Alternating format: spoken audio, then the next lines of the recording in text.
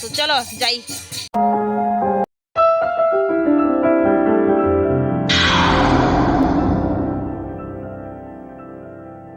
রাধে রাধে বন্ধুরা, শুভ সকাল। কেমন আছো সবাই?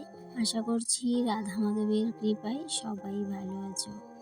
গিনিশালা রান্নাঘর ব্লগস থেকে আমি রূপা তোমাদের সবাইকে আবারও অনেক অনেক ভালোবাসা ও ওয়েলকাম জানিয়ে আজকের সকালটা শুরু করলাম। সকাল সকাল ঠাকুর ঘরে চলে আসার একটাই কারণ, যেহেতু আজকে দ্বাদশী আর গতকালকে ছিল একাদশী, আর পারনাটা যেহেতু সঠিক টাইমে করে নিতে হয়, তাই জন্য খুব সকালেই কিন্তু স্নান করে সোজা ঠাকুর ঘরে চলে আসি। আজকে আর মিনি রাইস কুকারে ঠাকুরের জন্য কোনো কিছু রান্না করিনি। আজকে চিড়ে কলা দিয়েই পারনাটা করে নিচ্ছি, আর সাথে দিয়ে দেবো একটু ফল, আর সেই সাথে ঘি মধু তো দিতেই হবে। বৃহস্পতিবার হওয়াতে মা লক্ষ্মীর ঘরটাও কিন্তু নতুন করে পাতিয়ে নিয়েছি, আর আজকে ঘটে সুপুরি ছিল না বলে কলা দিয়েই ঘরটা সুন্দর করে সাজিয়ে নিলাম। ঠাকুর ঘরে এসেই সবার প্রথমে ঠাকুরের কাপড়গুলোকে চেঞ্জ করে নিয়েছিলাম, তারপরে বাকি জোগাড় জান্তির করলাম। আর সকালবেলা ঘর দুয়ার তো মুছে পরিষ্কার করেই নিয়েছিলাম, যেহেতু আজকে বৃহস্পতিবার। তবে অন্যদিন আমি পুজো দেওয়ার পরেও কিন্তু ঘর দুয়ার মুছি, বা অনেকটা বেলা হলেও অনেক সময় মুছি করি। তো আজকে কিন্তু বৃহস্পতিবার হওয়াতে ঘর দুয়ার সমস্ত কিছু পরিষ্কার করে তারপরেই ঠাকুর করে আসলাম। এদিকে আমার পুজোটাও কমপ্লিট করে নিয়েছি সময় মতো। আবার এদিকে ছেলে আজকে স্কুলে যাবে, তো ছেলে স্কুলে যাবে মানেই সকালবেলা আমার একটু বেশি প্রেশার থাকে। ঠাকুর করতে বেরিয়েই সবার প্রথমে রান্না করে, কারণ রান্নাঘরের যে কাজগুলো আছে সেগুলো কিন্তু আমাকে এক্ষুনি চটপট করে সেরে নিতে হবে। বিশেষ করে ছেলের খাবারটা সবার আগে রেডি করতে হবে, তাই জন্য এই যে ছেলে যেহেতু স্কুলে যাবে ওর জন্য একটু খিচুড়ি বসিয়ে দিলাম। স্কুল থেকে আস্তে আস্তে ওই বিকেল 5টা, সেই জন্য একটু খিচুড়ি বানিয়ে দিলাম। তবে গতকালকে একটু ভাত দিয়েছিলাম, আলু সিদ্ধ ভাত, তো সেটা নাকি ওর ভালো লাগেনি, তাই জন্য আজকে একটু খিচুড়ি করে দিলাম। খিচুড়িটা যেহেতু ছেলে ভীষণ পছন্দ করে, তাই জন্য খিচুড়িটা করে দিয়েছি। জানি না ও খাবে কিনা। যতক্ষণ অবধি স্কুলে না যাবে ততক্ষণ অবধি ওর পেছনে কিন্তু আমাকে সারাক্ষণ থাকতে হয়, যে এটা কর, ব্যাগ গুছানো, তারপরে স্নান করা, খাওয়া দাওয়া করা, এইসব নিয়েই কিন্তু সারাক্ষণ ওর পিছনেই থাকতে হয়। তো যখন স্কুলে চলে যায় তখনই কিন্তু একটু স্বস্তি পায়, আর নিজের মতো করে সংসারের কাজগুলো একটু মনোযোগ সহকারে করতে পারি। ওকে গেট পর্যন্ত এগিয়ে দিয়ে আসলাম, তারপরে রান্নাঘরে রান্নাটা বসিয়ে দেবো। তো সবার প্রথমে ডালটা বসিয়ে দিলাম, তারপর ভাবলাম আস্তে আস্তে করে সমস্ত কিছু রান্না করে নেব। তবে আজকে হাজব্যান্ড তেমন কিছু খাবে না, যেহেতু ওর শরীরটা ভালো না, পেটটা একটু খারাপ আছে, সেই জন্য বলল আমার জন্য কোনো কিছু রান্না করতে হবে না, আমি শুধু যে জল ভাত খাবো। তো সেই জন্য হাজব্যান্ডের জন্য একটু ভাত জল দিয়ে ফ্রিজের মধ্যে রেখে দিয়েছিলাম। বলল যে বাড়ি এসে লেবু দিয়ে ভাত খাবে। তো ছেলেও যেহেতু স্কুলে চলে যাচ্ছে, ও আস্তে আস্তে ওই বিকেল 5টা। জানো বন্ধুরা, আমি এদিকে রান্না যখন করছিলাম তখন আমাদের বাড়ি একজন সাধু বাবা আসলো। এই সাধু বাবাটা না সব সময় আমাদের বাড়ি আসে, মাসে 2 থেকে 3 বার তো উনি আসেনি। তো আমি যখনই সম্ভব হয় ওনাকে 10 টাকা 20 টাকা দিই। আজকে ওনাকে 20 টাকা দিতে পারিনি, যেহেতু আমার কাছে ভাঙতি ছিল না, সেই জন্য। তারপর ওনাকে 10 টাকা দিলাম, আর উনি খুব খুশি হলো, আমাকে আশীর্বাদ করলো, তারপর বেরিয়ে গেল। তারপর আর কি, আমাকে আবার রান্না করে চলে আসতে হলো। এদিকে তো ভাত আমি সকালবেলায় করে নিয়েছিলাম, ডাল তো করলাম একটু আগে। আর এই যে পাতাগুলো দেখতে পাচ্ছ, এগুলো দেখে নিশ্চয়ই তোমরা চিনতে পারছো, এগুলো হলো মেষ্টা পাতা। আর এই মেষ্টা পাতাটা খেতে আমি ভীষণ পছন্দ করি, বাটা খেতে। কেন জানি না 2 দিন ধরে আমারও না কোনো কিছু দিয়ে ভাত খেতে একদমই ইচ্ছে করছে না, তাই জন্য মুখে রুচি আনার জন্য এই মেষ্টা পাতা কয়েকটা তুলে আনলাম। আর এইগুলো বাটা করলে যেহেতু টক টক লাগে, ভীষণ ভালো লাগে। আর আজকে তেমন কিছু আর রান্না করব না, যেহেতু আমারও একদম কোনো কিছুই খেতে ইচ্ছে করছে না।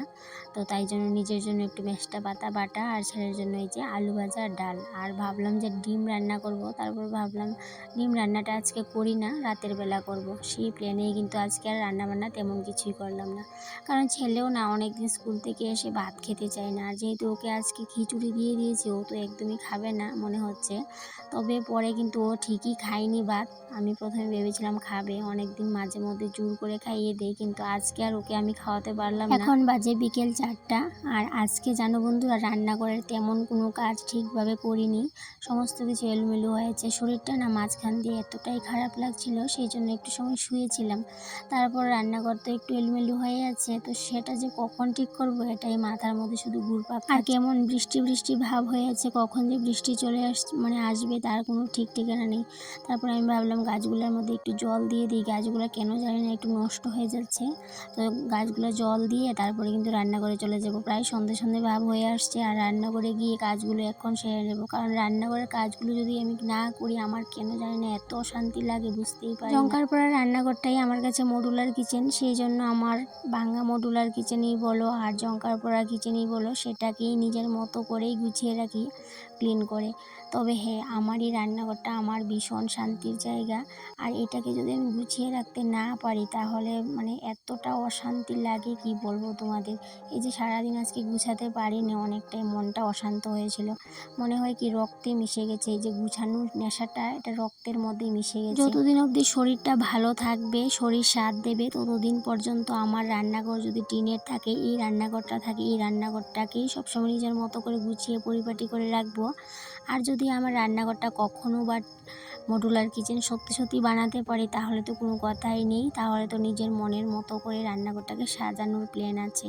তো সবারই মনের ইচ্ছে থাকে, মনের স্বাদ থাকে, চাহিদা থাকে, তো সেগুলো কাউকে বলতে নেই। আমি মনে করি যে নিজের চাহিদাগুলো কাউকে বলতে নেই, তবে হ্যাঁ মনে মনে চেষ্টা করা দরকার চাহিদাগুলো পূরণ করার।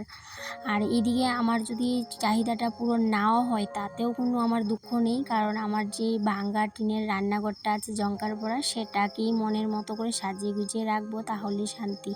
তো যাই হোক, এদিকে কথা বলতে বলতে রান্নাঘর কিন্তু পুরো আমার কমপ্লিট হয়ে গেছে, সমস্ত কিছু মুছে পরিষ্কার করে নিয়েছি। এখন কিন্তু সবজি এনেছি, সেই সবজিগুলোকে একটু গুছিয়ে গাছিয়ে রাখবো। কত বকবক করে নিয়েছি, কিন্তু একটা কথা তোমাদের সাথে শেয়ারই করা হয়নি।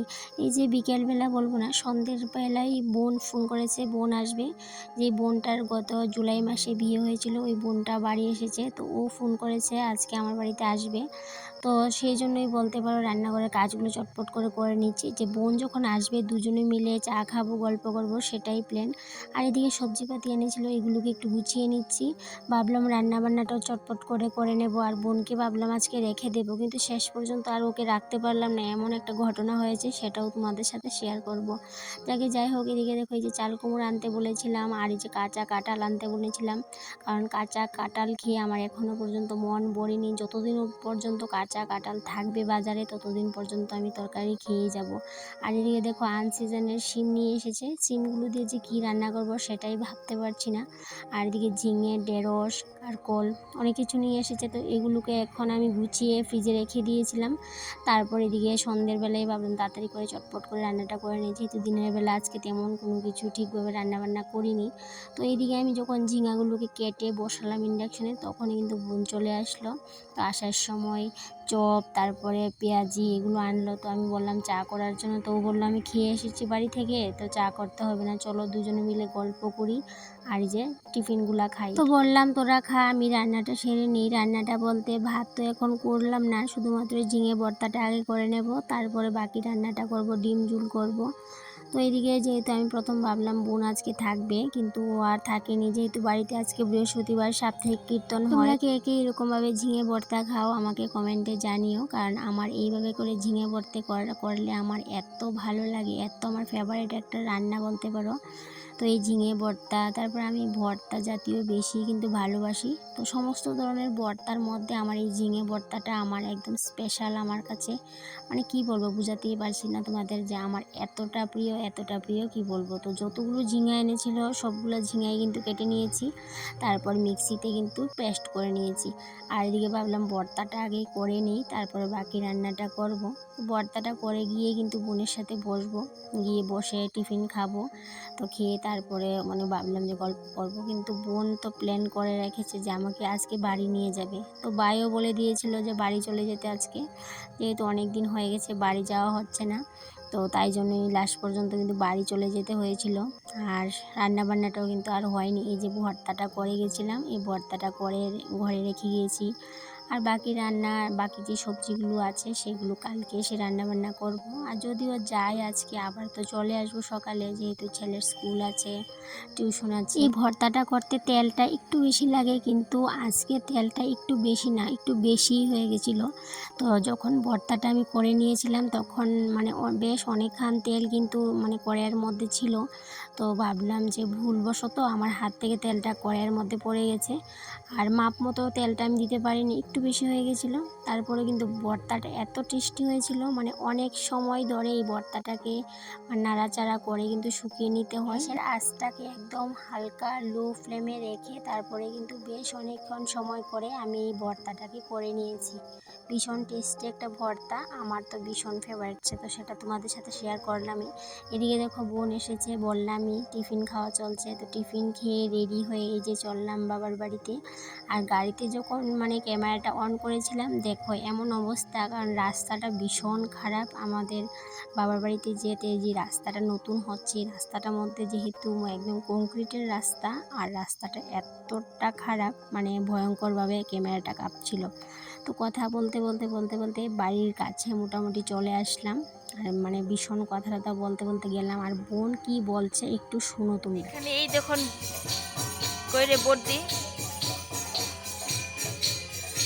এই দেখুন আমাদের বাবার বাড়ি, আমাদের শান্তির জায়গা, মেয়ের আর শান্তির জায়গা, ঠিক আছে না?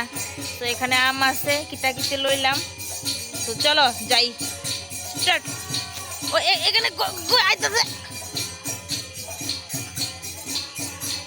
ফাইনালি চলে আসলাম বাড়িতে, আর বাড়িতে তো কীর্তন শুরু হয়ে গেছে, সেটাও তোমাদের সাথে একটু শেয়ার করে নেব।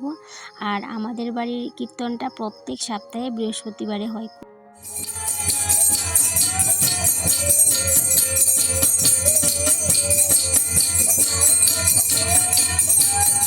আর এদিকে বাচ্চারা দুষ্টামি, বোন ওদেরকে একটু ভিডিও করে নিচ্ছে, যেহেতু ও একজন প্রফেশনাল ক্রিয়েটর। তো এদিকে বোন ভিডিও করছে, আর এদিকে কীর্তন মোটামুটি শেষ। তো এদিকে প্রসাদ টসাদ দিয়ে দেওয়া হচ্ছে সবাইকে। বন্ধুরা, আজকের ব্লগটা এ পর্যন্তই থাকলো, আবারও দেখা হবে তোমাদের সাথে পরবর্তী কোনো একটা ব্লগে। ততক্ষণে তোমরা ভালো থেকো, সুস্থ থেকো, আর এইভাবেই আমার পাশে থেকো, আর খুব মিষ্টি মিষ্টি কমেন্ট করে যেও বন্ধুরা। তাহলে বন্ধুরা আজকে আসি, টাটা।